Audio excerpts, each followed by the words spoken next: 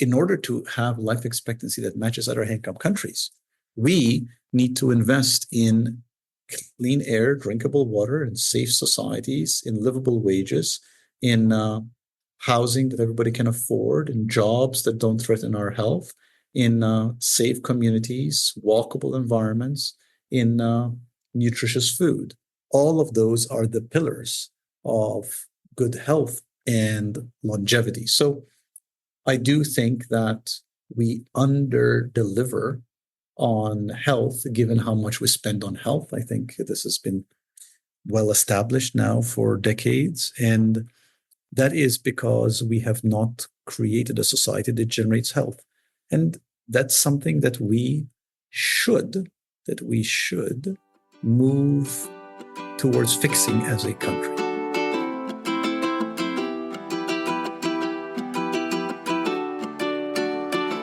Welcome to Deep Dive with me, Sean C. Fettig. In recent years, violent rhetoric and political polarization have become alarmingly common in the United States. We see it in heated debates in Congress, on social media posts that go viral because of how virulent and abusive they are, even in confrontations at grocery stores, libraries, in churches, and at local school board meetings. The consequences of this escalating divisiveness are tangible. The January 6th attack on the Capitol showed how rhetoric can translate into real-world violence, leaving not just physical destruction, but also a profound sense of vulnerability in its wake. For many, the constant barrage of inflammatory language triggers anxiety and fear, and a deep sense of disillusionment. And it's not just individuals who suffer. Society as a whole bears the weight of increased stress, fractured communities, and a growing sense of instability. These developments don't just threaten our democratic institutions, they harm our collective mental health, and they challenge the resilience of our democracy itself.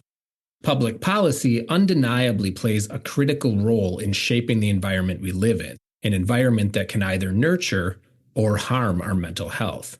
For example, policies that promote equity, ensure access to healthcare, and foster community cohesion have been shown to mitigate the harmful effects of societal stressors such as economic instability or social isolation. The expansion of Medicaid in certain states has improved mental health outcomes for low-income families, illustrating how policy interventions can make a real difference.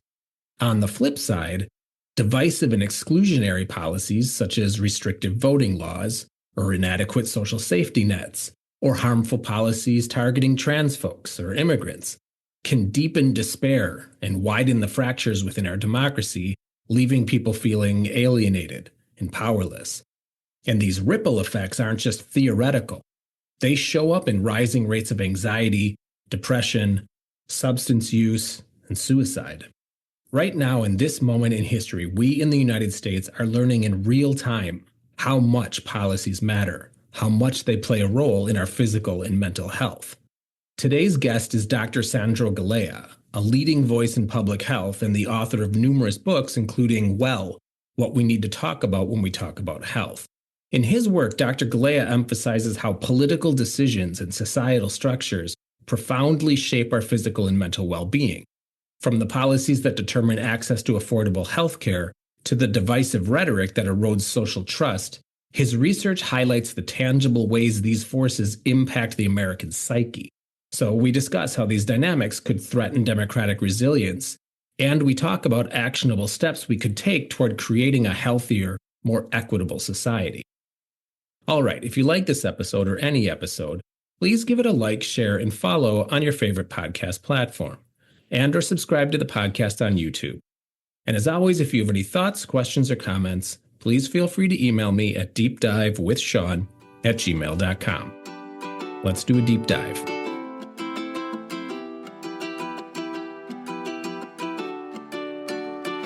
Dr. Galea, thanks for being here. How are you? Well, thank you for having me. Absolutely.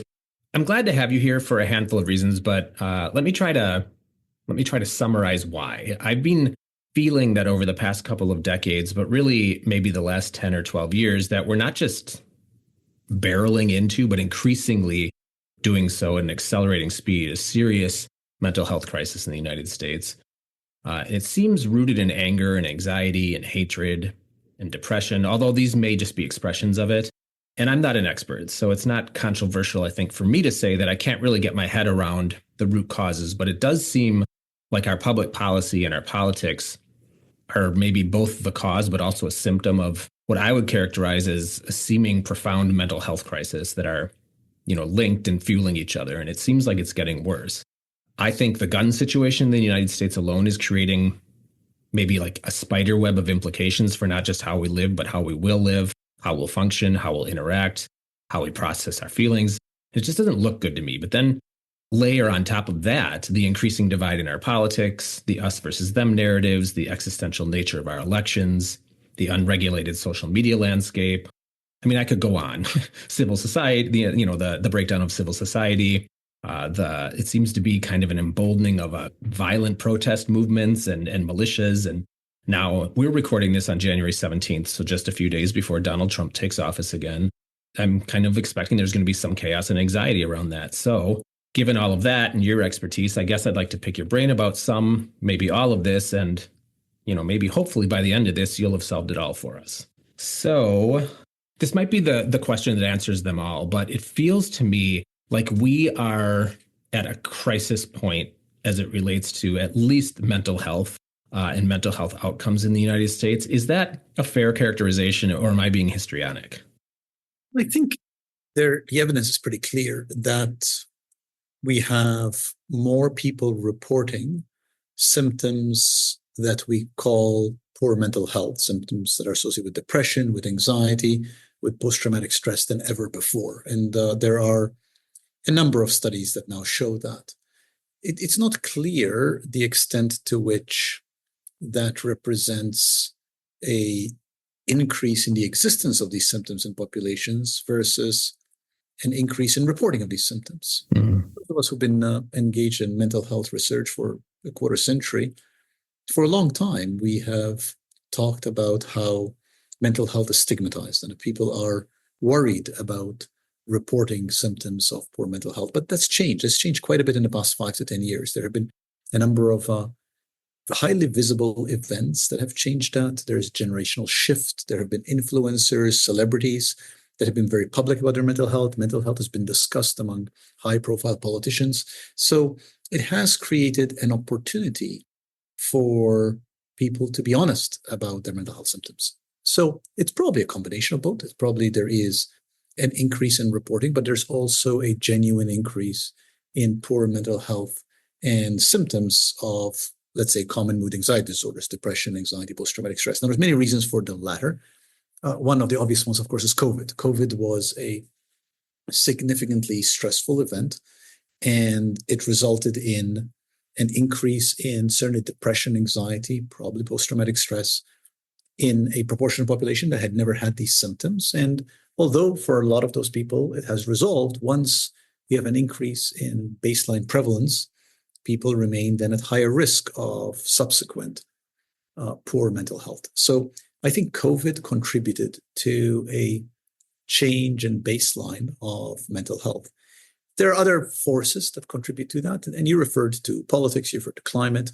And we have written, our group has written, others have written, that mental health is perhaps the most readily measurable indicator of health in response to social, economic traumas and stressors. What I mean by that is that you can have a large-scale stressor, for example, climate change, and that can have implications for a broad range of health indicators, mental health, cardiac health, respiratory health. However, the impacts of these stressors or perturbations, to use a more general term, on mental health is much more immediate and readily apparent. That mental health will change quite coincident in time with these stressors, while, for example, heart disease or, let's say, cancer has a much longer lead time. And this is biological reality that one needs a longer period of perturbation for these stressors to get under the skin when you're dealing with what typically we call physical health than mental health. So to sum up the answer to your I think, very interesting question. Yes, we have more reporting of poor mental health than we ever have had. The answer to why that is in part increased reporting, in part probably a genuine increase in symptoms. And that is probably due to a number of large-scale stressors that people have experienced, not the least of which is COVID.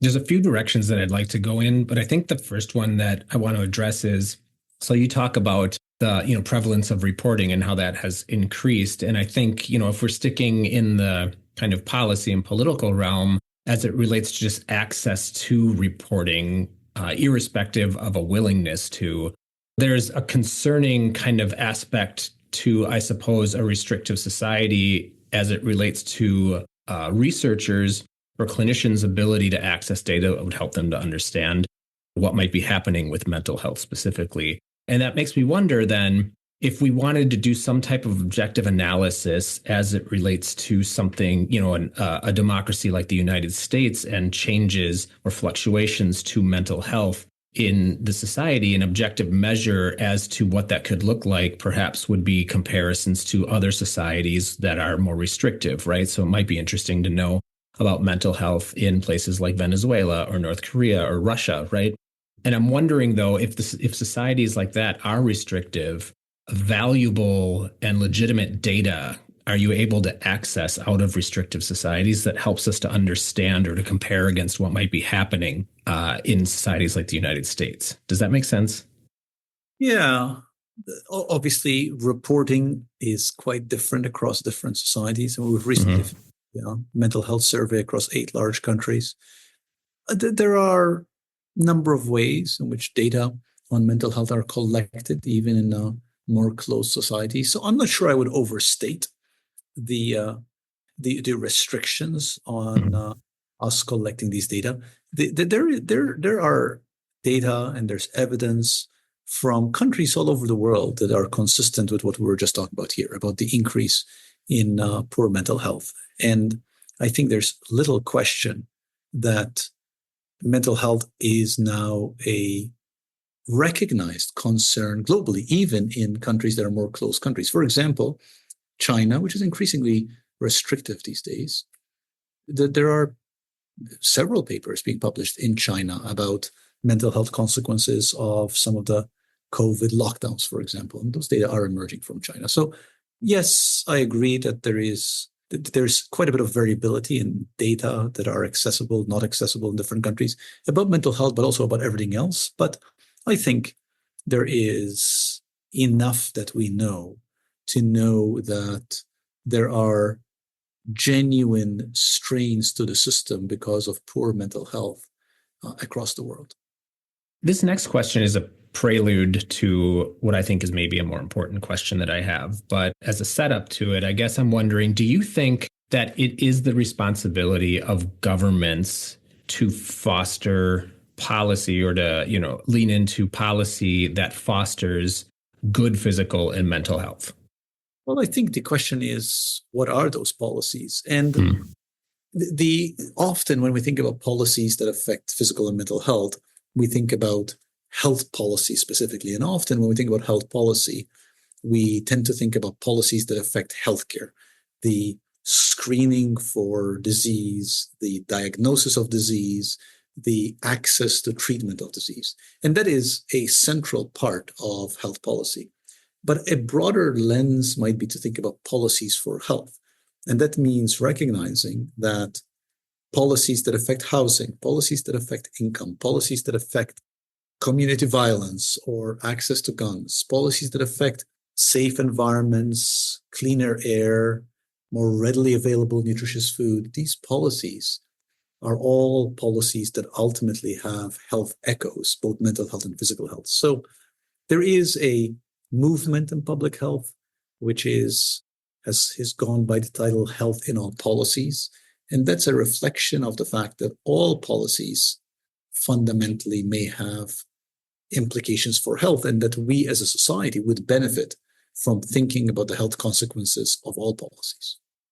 So we've talked about a handful of things that can influence mental health, which actually, if you consider them, first of all, we can't consider all of them, but if we consider the known factors that influence both physical and mental health, I suppose, but I keep focusing primarily on mental health.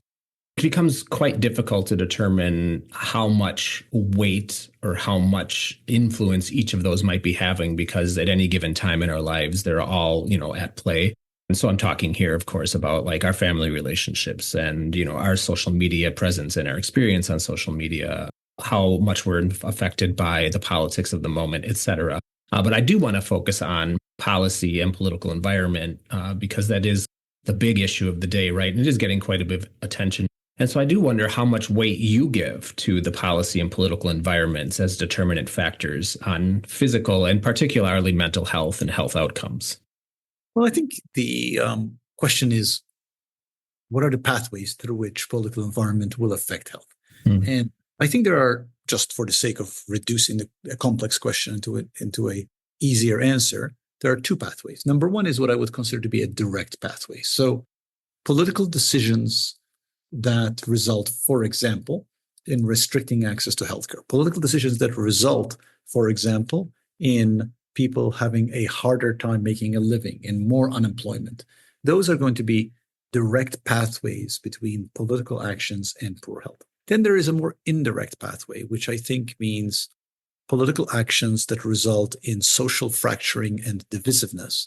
That results in greater stressors, which become more strain, which become worse health, worse mental health in the short term, and get under the skin to become worse physical health in the long term. I'm concerned that with an increasing polarization and increasing denigrating political rhetoric and division in society, that in turn has a very real impact on our ability to deal with some of the other factors or other things that you're talking about, good policymaking as it relates to social and economic inequality and other related mental health outcomes. Yeah, I think it's a reasonable thing to be concerned about. I think there is evidence that what I called a few minutes ago social fracturing, that broadly speaking, strains in society that increase stress are going to manifest in poor health broadly, poor mental health more immediately, poor physical health in time. And as such, a divisive, fractious, combative, cruel, perhaps, social environment is harmful to all our health. You mentioned COVID earlier, and I want to talk a little bit about it because I think we're beginning to increasingly understand the impact that COVID had, not just on our health, both physical and mental, but also our politics and things like our social media interaction and a rise of kind of negative social media bullying and militias. All of that seems to have been impacted one way or another by COVID. And some of it, is potentially foreseen and avoidable, and some of it maybe not. And I guess it's this latter that I want to dig into a little bit. Do you think that the U.S. response, and this is regardless of the politics, although this is obviously kind of layered into or over it, do you think that the U.S. response to COVID was, I don't know what the word is, good? And or do you think that it has prepared us for what is inevitably going to happen again in the future, which is another pandemic of some sort? Well, I think it's a super complex question. We've actually written a whole book. So let me reduce it in 2 minutes. I think it depends on how you look at it. Number one, the US response to COVID was outstanding. There was the development of vaccines in record period of time. We saved literally millions of lives through early detection, screening procedures to contact trace and isolate people with disease. So in many respects, it was a really outstanding response to a new, terrifying, and deadly disease, number one. Number two, in many other respects, it was a response that was substantially lacking in that we stumbled in balancing the pros and cons of policies that resulted in school closures, almost certainly unnecessarily long, that then have had a long tail in diminishing children's educational, social achievements. We implemented efforts that we thought were efforts at mitigation that probably were based on really flimsy evidence that resulted in a fracturing of trust in public health that will have long-term consequences. So I think a second lens is that a lot in our response was lacking. I think another lens, a third lens, is that, look, this was an unprecedented event in the lifetime of the people who lived it. It wasn't, from a point of view of a pandemic, it obviously wasn't unprecedented in the history of humans, but all the humans in the United States who were in a position of real decision-making authority when COVID happened had never lived through a pandemic like this. And in that context, we did well. Mistakes were made, substantial mistakes were made, but that has created an opportunity for learning. And if we can extract from COVID lessons that can serve us well in coming decades and ahead of future pandemics, the world will be a better place for it. So I guess I'm reflecting on the question as you're responding here, and I think perhaps it's inadequate to ask the question as in the U.S. response, when really we should be breaking this down into different sectors, right? And I think when I, ask about the U.S., I'm asking about primarily the government, but there are other sectors that also learn and prepare. And so that's, one that comes to mind immediately is the medical field and clinicians and, how they both respond and then prepare. And so if we move the ball a little bit forward and consider something like another pandemic, what are some other emerging or potentially emerging, but maybe even existing and persistent challenges to positive health outcomes and well-being in the United States? And we could break that down by both the government and policymakers, but also then clinicians. Well, I think there's a broad range of policy lessons to emerge from COVID, and to try to categorize them. I think number one, we learned that we need better readiness for large-scale traumatic events, be that COVID, be that large-scale fires like we're having in LA at the moment as you and I are recording this, that earthquakes, be that storms. And we have historically fallen short of having structured approaches that have us ready to deal with such large-scale events, to mitigate the consequences of those events, to restore people readily to rapid function and to protect health. That's number one. I think that's one lesson. Number two is we learned that we need better science that informs what we do around events like this. And that science is not just the science that documents the consequences of those events, that's important, but also the science that documents potential trade-offs and that will inform decision-making when we have an acute event. And number three, I think we learned that we need pathways between science and decision-making, that we need data that informs decision-making much more in real time. And that means that we need to learn how to collect data to make that happen and to make that happen more readily. If we can learn those three lessons, and if policymaking can be tied to collection of data that informs decision-making in a way that is thoughtful and as effective as possible at mitigating health consequences in the short and long term, well, we will truly have learned and truly be doing better next time an event like this happens. We often will frame health outcomes, both physical and mental, or health issues that individuals are facing as reflective of something that they've done or something that they have not done. So something related to their behavior, which I think is an easy way to kind of skirt some bigger challenges and bigger questions specific to how we as maybe a society or how our culture influences both health, but health outcomes of its citizens. And so I guess I'm wondering if you could help me understand how it is that society and culture play in the health outcomes of both individuals, but also the health outcomes of society at large. Well, society and culture, those are hard words to wrap one's brain around, right? Mm-hmm. I tend to think of it as there are two dimensions of what we use to inform what we do as societies. One dimension is data, what we know. The other dimension is our values and norms, which is what we consider acceptable. And those two dimensions really inform everything that we do as a society. So if we know something and it aligns with our values, it's very easy for society to do it. Conversely, if there's something we don't know and it's antithetical to our values and norms, we just don't do it.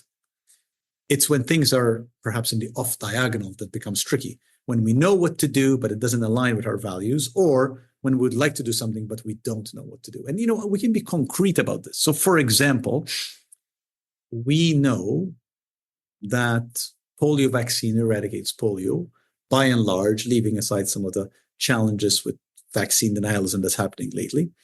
It aligns with our values that we don't want kids to have polio and we're willing to let them be vaccinated. Hence, we have near universal polio vaccination, right?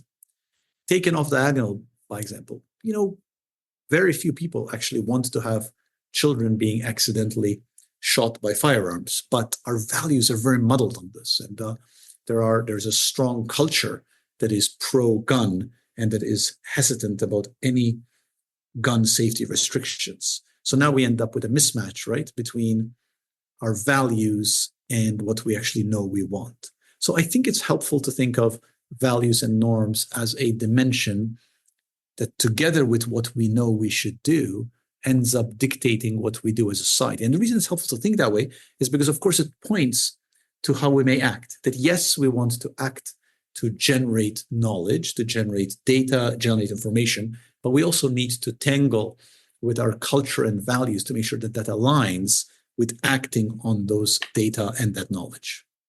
I wanted to ask if, I wanted to place the United States against other countries and ask which societies might be doing better in this area than the United States. But I think that's coming from what is maybe a very pessimistic view, which is that, you mentioned gun culture, but also, the United States is built out of and on a very individualistic approach to governance and social life. And that would seem to cut against some of the things that probably contribute to positive health environment and positive health outcomes. But then at the same time, I think an argument against that would be, well, look, maybe those things do exist in the United States, but the United States also has one of the highest life expectancies in the world. But I wonder if that kind of framing just means that we have gotten good at keeping people alive, but I wonder if it misses the necessity for society to also help people thrive. And maybe we don't do so well in that area. Well, the US has one of the highest life expectancies in the world, but I don't think that's a fair comparison. The US has one of the lowest life expectancies of high-income countries. And the US has substantially lower life expectancy than essentially all other high-income countries, despite the fact that we spend substantially more than they all do. So why is that? Well, that is because what we spend money on is healthcare, and healthcare is beneficial to us at the extremes of life. We want to have excellent healthcare when we are newborns and infants and young children, and we want excellent healthcare when we are largely over the age of 75. So we have achieved that, and I don't think any of us want to go back on that. We want excellent healthcare, since we all go through childbirth and infancy, and with some luck, we also go through old age. But in order to have life expectancy that matches other high-income countries, we need to invest in clean air, drinkable water, and safe societies, in livable wages, in housing that everybody can afford, in jobs that don't threaten our health, in safe communities, walkable environments, in nutritious food. All of those are the pillars of good health and longevity. So I do think that we under-deliver on health, given how much we spend on health. I think this has been well established now for decades. And that is because we have not created a society that generates health. And that's something that we should move towards fixing as a country. So then I guess maybe it is fair to ask the question, which societies could you point to as doing well, if not just better than the United States in this area? Yeah, I'm generally reluctant to talk about particular societies Mhm. that might be models, largely because of what my answer that I gave to two questions ago about the that what drives what we do is a combination of what we know as well as our values and cultures. But I think it's not difficult to look at other high-income countries that spend a lot more than we do on health and that have much higher life expectancies and ask the question, what can we learn from each of them? You mentioned earlier social and economic inequality, and this is not a unique problem to the United States, but it is a problem in the United States, and it seems to be kind of exponentially growing. And as inequality grows, there are a number of ramifications, right? And we're seeing them in our elections, which is, one thing that I'm particularly interested in. But, as you mentioned, they also have both physical and mental health implications as well. But I think one of the ways that we think about, or maybe the primary way that we think about the ways that policy could impact mental health is very direct, like mental health policy. Correct me if you disagree with me on this, but mental health policy is also policy that deals with social inequality and economic inequality. It doesn't have to be specific to mental health. It has a, forgive me for saying this, but trickle down effect on mental health. And if that's true, then I guess I wonder if you've given thought to what are some policies related to things like social and economic inequality that would then have knock-on impacts on mental health that might be good for policymakers in the United States and legislators and leaders to be considering to address some of the inequality with the intent to improve physical and mental health. Yeah, I don't think it's exactly right that inequality is exponentially increasing. I think actually by a number of measures, inequality has been stable for a while, or perhaps even a bit decreasing. That doesn't take away from the fact that there is substantial social and economic inequality, and that your fundamental statement is correct, that inequality is one of the perhaps foundational drivers of health. Now, why is that? Well, I think inequality is one of the foundational drivers of health because we know that assets, material assets, financial assets, social assets are what generate health. And those reflect all the forces I've been talking about in this conversation. Things like where we live, where we play, the food we eat, the water we drink, places we work, the conditions in those places, which are ultimately assets that we experience, are what drives health. So when you have inequality, it means that you have particular groups who are holding on to assets and other groups that don't have those assets. And that is reflected in health divides.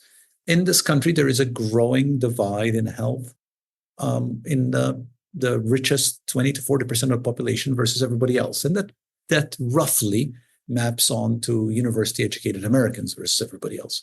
That group of the population has been improving their health, while the other 60, 70% of the population has seen their health stagnate over many decades. And that is what is driving health gaps in this country. So it is next to impossible to talk about the health gap in this country without talking about asset gaps. And that, of course, results in difficult questions about what does one do about asset gaps? How does one deal with inequalities? And I think they are important questions that deserve serious conversation. And I also think there are questions that elude simple answers. I think sometimes it is easy to take these difficult questions and reduce them to these slogans. But the truth is that these are very challenging societal questions. If they weren't challenging societal questions, we would have solved them a long time ago.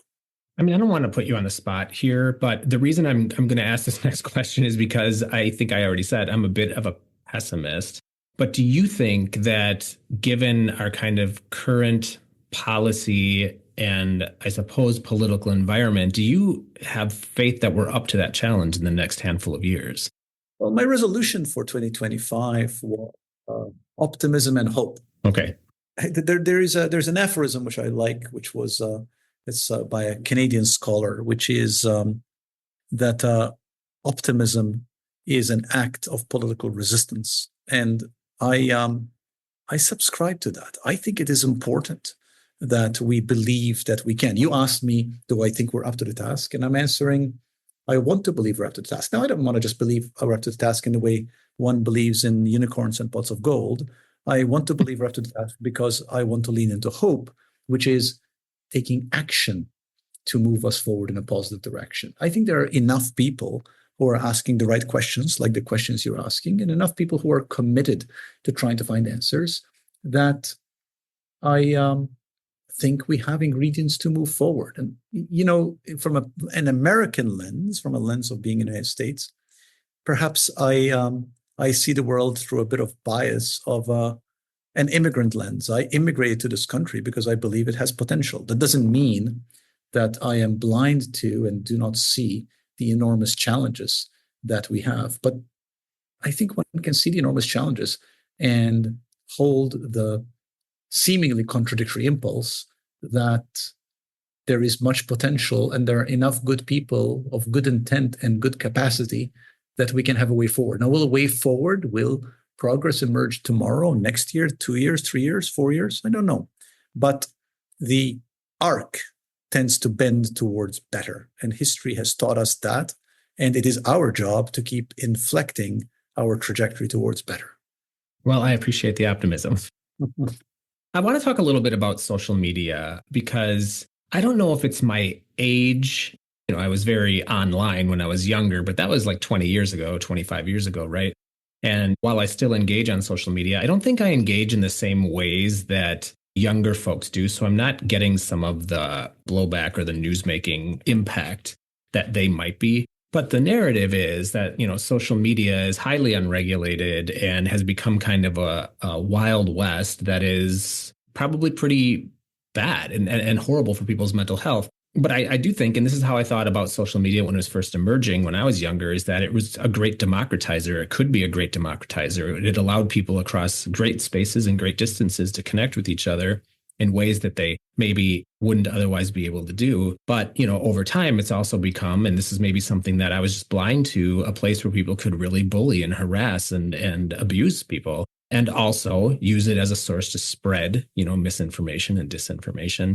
So I guess I have a two-pronged question here. The first part of it is, how do you think about the influence of social media as being a potential or having a potential impact on both the physical and mental health of people? But then also it strikes me that this means that if it does, that health professionals really do need to consider this. And how do you think that would influence treatment of individuals or approach to individuals that are suffering from deleterious effects of social media?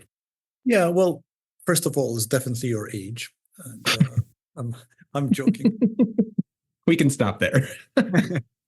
I believe this interview is done. Yeah. The data about what you call the deleterious effect of social media are really tricky. Mm-hmm. And the reason why the data are tricky is because it's actually quite difficult to measure social media and its effects. I had the privilege of chairing a large National Academy of Sciences report on social media and adolescent mental health. And the report essentially found that the data are quite inconclusive. And just very simply, I can get into more technical details, but very simply, it's very difficult to measure what we mean by social media. What is Sean's social media versus Sandro's social media? Is it how many hours you and I spend on social media? Is it what we're seeing? Is it text versus video? Is it quality of the text? Is it quality of the video? We don't have the science that gives us good empiric evidence about the deleterious effect of social media. Now, having said that, I think there is an impulse that you correctly summarize that social media has been harmful, and there have been some very popular best-selling books that have made that argument. I mean, one can argue that history is replete with moral panics about new technologies that we say are harmful to us, mm-hmm. and then we adapt to them and move on as though they never, as though we always had these technologies. To be completely frank, I actually think that's exactly where we're going to end up with social media. Having said that, there are clear ways in which social media can be harmful. I mean, social media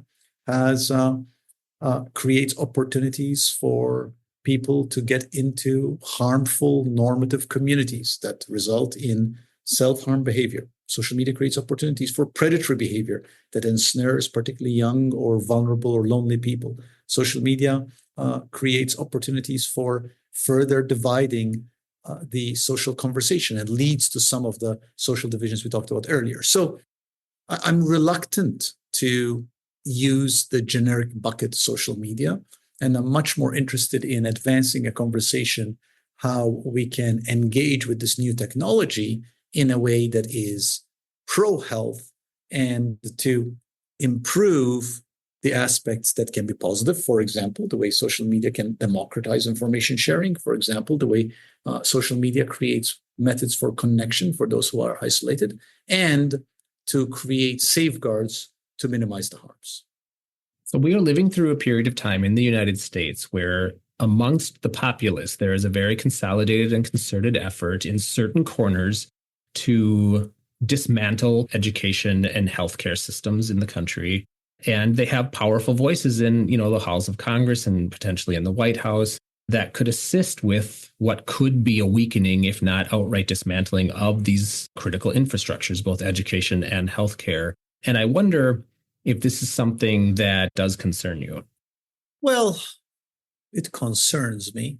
I'm not sure my level of concern rises to the level of creating impositions on spread of information, because I worry that creates other concerns and unintended consequences. Look, I'm not entirely sure that, just to use one concrete example, that Facebook's about face back and forth in restricting speech that they considered to be factually incorrect or divisive and then not restricting it hasn't harmed us more than if Facebook stayed out of it altogether. Because why is it that you and I are trusting Facebook to be an arbiter of what's factual? I mean, I think there was a conceit that gripped the world in 2020 that facts were hard and fast, and that one side of the country had a purchase on facts and the other side did not. And I just don't think that was right. And I think that conceit has been revealed for what it was, which is one set of biases replacing another set of biases. And I'm uncomfortable with allowing certainly the private sector be the arbiter for which biases are acceptable and which ones are not. And I'm skeptical of public sector efforts unless they truly are transparent, representative, and accountable. I've talked a lot about, in our short time together, I've talked a lot about the impact or maybe even responsibility that government and government officials have in crafting policy to address physical and mental health. But there is another way to look at this, and the health of both individuals but communities is kind of how we within our communities behave and support each other. So heading in maybe a more optimistic direction, what are some things that you think that we all can be doing within our own communities to enhance health outcomes and the physical and mental health well-being of individuals, but also, our communities at large? Well, I think there are two things that we can be doing. Number one is it's helpful for us all to engage with the conversation, to be a part of informing those who understand it less, that a healthier world is built by our collective engagement in creating a world that generates health. And the more we talk about that, the more those who we elect to positions of decision-making authority will be accountable to we, the people, to create such a world. That's number one. Number two, I think an enormous amount of health ultimately is mediated through our particular health behaviors, how we interface with the world, the food we eat, the water we choose to drink, how much we choose to drink alcohol or not, smoke, exercise. And I think there is a certain amount of personal agency that comes in intersecting with the world around us. So I think both of those are ways in which we as citizens, as humans living our lives, can contribute to a healthier world. And it is on us to do so. All right. Final question. Are you ready for it? I'm sitting down. Okay, good. I should probably preface this final question by saying I asked you, or I mentioned in the green room, that you're very prolific. It seems like you probably must be writing in your sleep. So I feel like I might know the answer to this question already, but what's something interesting you've been reading, watching, listening to, or doing lately? And it can be related to this topic, but it doesn't have to be. That's an excellent question. It's I recently just finished reading an excellent book that brought to life what I think has long been an unheralded public health problem. The book Under the Gun by Stu Durando tells the horrific story of the surge in gun violence in St. Louis, where I currently live. And I thought it was an excellent piece of reporting that told the story that can push the needle forward on how we act to mitigate the harm of guns. And I think public health has long been poor at telling that story. And I thought this book was a nice example of telling the story that moves the public conversation in a way that public health can learn from it. Dr. Galea, thanks for taking the time and then sticking with me. There's so many different directions to go in here and not enough time to cover all the ground, but thank you. Thank you for having me. I enjoyed talking.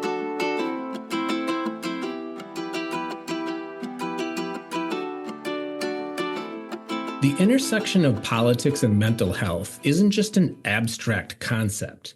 It's visible in the day-to-day struggles of communities dealing with violent rhetoric and rising political violence, like the residents of Charlottesville, Virginia, after the 2017 Unite the Right rally. Events like these leave psychological scars, sowing fear and division that tear through neighborhoods and institutions. We are at a pivotal moment, and the choices we make today as voters, policymakers, community members, family members, will determine whether future generations inherit a society that promotes mental well-being or one fractured by neglect and hostility. And I know I say this all the time, but it is truly up to each of us to do what we can to take care of ourselves, each other, and our democracy. All right, check back next week for another episode of Deep Dive. Chat soon, folks.